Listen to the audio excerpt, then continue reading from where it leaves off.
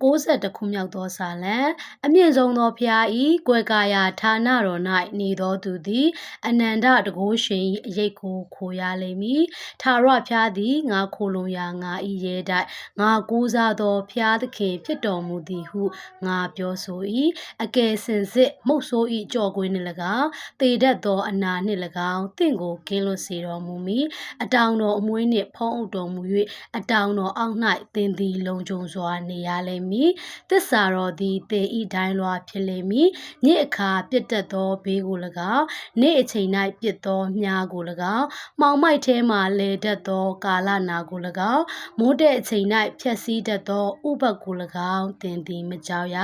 သင်၏အနားမှလူတစ်ထောင်သင်၏လက်ရာဘက်မှလူတစ်တောင်းလဲတော်လဲသင်ကိုအထီးခိုက်မရှိရ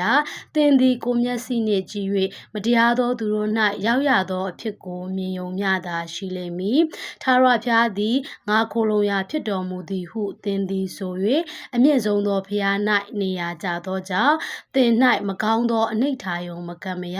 သင်နေရာသို့ဘေးဥပတ်မချင်းရသွားလေရာရာ၌သင်ကိုစောင့်ရှောက်စေခြင်းက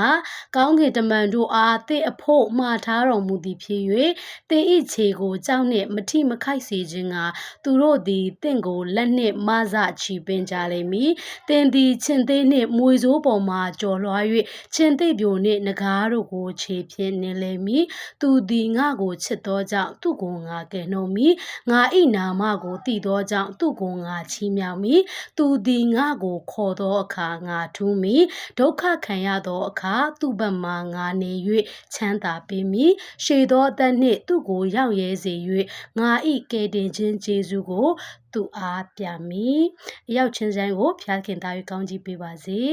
You are blessed